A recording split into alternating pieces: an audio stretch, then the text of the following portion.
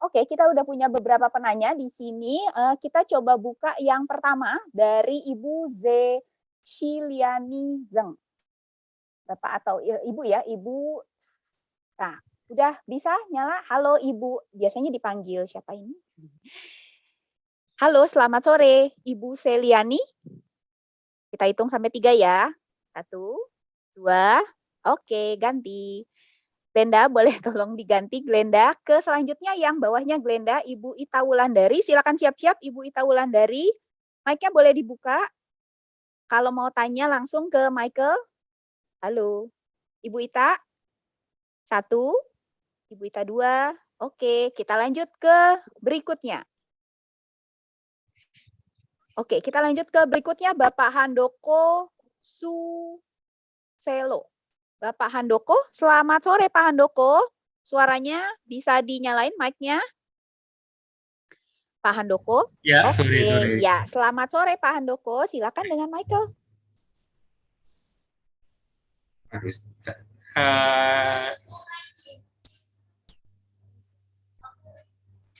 Ada yang mau ditanyain, Pak? Mungkin belum ya. Saya Oh, tadi belum. masih ini kan. Oke, baik, baik, Pak. Oke. Baik, Pak. Terima kasih, Pak. Kita lanjut ke Ibu Eli. Ibu Eli. Glenda yang nomor 4, Ibu Eli. Boleh siap-siap. Bapak Ibu yang angkat tangan, nanti kita akan, kalau ada yang mau pertanyaan, silakan ya, Ibu Eli. Bener nih, nggak ada yang mau nanya. Saya nih yang nanya. Ibu Eli. Nggak ada? 1, 2, oke, 3. Baik, Bapak atau Ibu Endra Prasetya?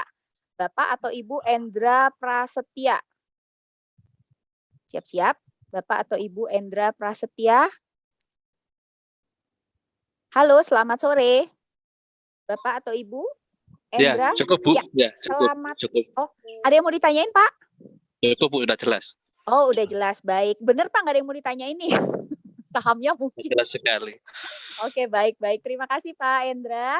Oke, Masih, Bu. kita lanjut ke running aja katanya. Oh iya, baik-baik, siap-siap. Karena nggak ada yang mau ditanya lagi, kayaknya udah penasaran. Running aja deh ya, saya kasih 4 saham kalau gitu. Karena tadi yang live nggak ada yang nanya. Oke, siap-siap. Sahabat Miraset, untuk sahabat Miraset yang mau nanya saham, boleh langsung di running, di chat ya, maksudnya di chat. Jadi kita langsung bahas di sini. Jadi oke, saya ambil yang pertanyaan yang masuk paling pertama ya, paling atas dulu ya, sebelum nanti masuk ke menit-menitnya. Oke, Michael, ini ada pertanyaan yang paling atas masuk tadi, yang paling cepat adalah saham BRMS. Boleh tolong dibahas Michael untuk BRMS? Oke, pertama, sorry saya nggak bisa kasih lihat data Broksumnya karena Ya, saya nggak desktop saya lagi error. Nah, ya. saya coba ngelihat dari ini pakai saya punya mobile. Jadi terakhir kali posisi BRMS itu masih, sorry, nggak bisa dibilang akumulasi juga. Udah mulai ada seller yang cukup gede satu, tapi overall masih akumulasi itu satu. Nah, kedua, yang angkat BRMS dari, let's say, ini kan kita anggap ini 14 Juli ya, yang angkat BRMS dari 14 Juni sampai hari ini itu didominasi oleh broker foreign, di mana ada ZP, CS, BK, YUBB ini full 5 top buyer itu adalah foreign. Average mereka yang paling penting di angka kurang lebih paling tinggi 280, normalnya 275 kalau kita berkaca pada ini ya, dan paling rendahnya itu ada di let's say 260. Nah, so besok itu akan menyentuh areal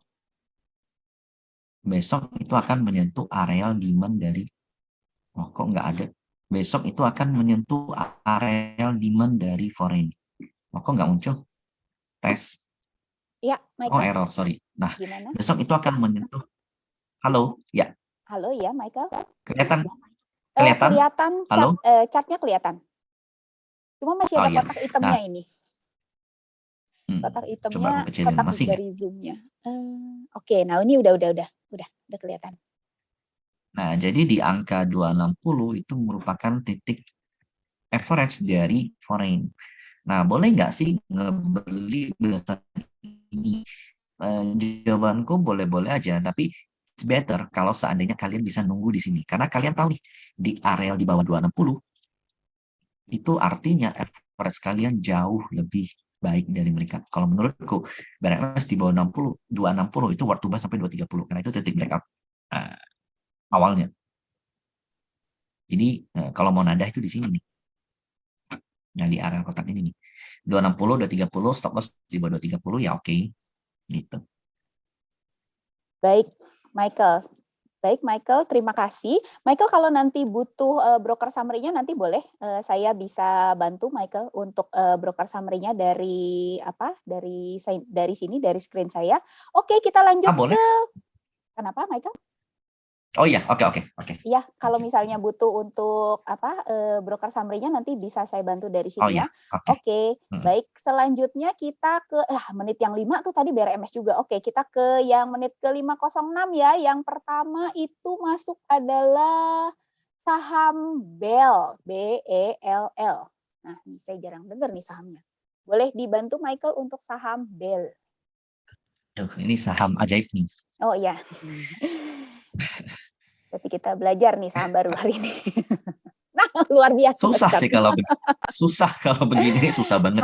Pertama nyari titik entry itu susah, dan most likely ya volumenya udah yang tipis-tipis begini tuh karena dia kan masih dalam pengawasan ya. Jadi maksimal arahnya itu 10%.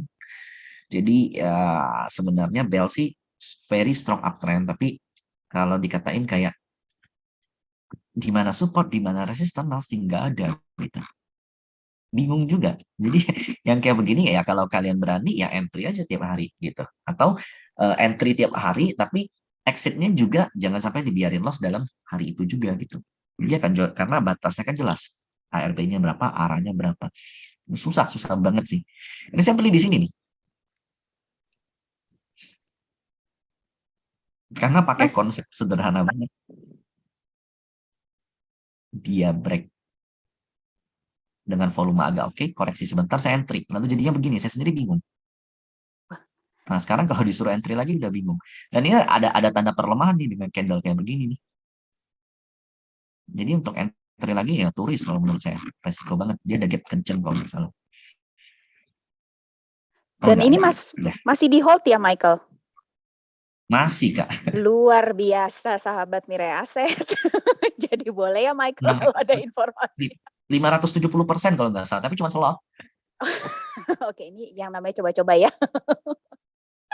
Oke, Michael, terima kasih. Jadi sahabat Mirai Aset, kalau saham ini mau entry tadi ya, balik lagi ya, resiko tanggung masing-masing ya, hati-hati ya, ini udah ke moon sahamnya. Michael, boleh kita lanjut ke saham berikutnya. Michael, yang masuk berikutnya di menit ke berapa tadi, saya sampai lupa. Menit ke berikutnya yaitu adalah saham Swiss, ke-7 kalau nggak salah. Ke-7. Swiss. Yes. Nah, kalau Swiss ini lebih menarik ya, Kak ya. Tapi ini sama sekali bukan untuk swing, bukan untuk hold, jangan kayak beli hari itu, jual hari itu. Dan mungkin kalau boleh lihat ini, Kak, 14 Juni sampai sekarang itu broksumnya. Oh, boleh. Kakak boleh tampilkan. Swiss tanggal berapa, Michael? 14 Juni sampai Jumat kemarin. 14 Juni sampai, oke. Saya share screen sebentar ya, sahabat Mirai Aset, sabar sebentar. Oh, Michael boleh. Nah, iya, siap.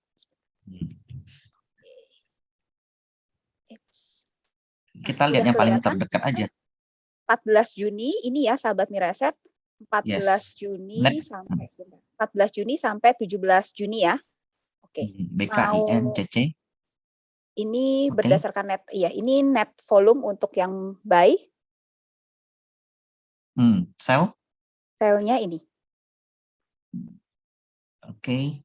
Ya ini sih mungkin indikasi-indikasi repo sih.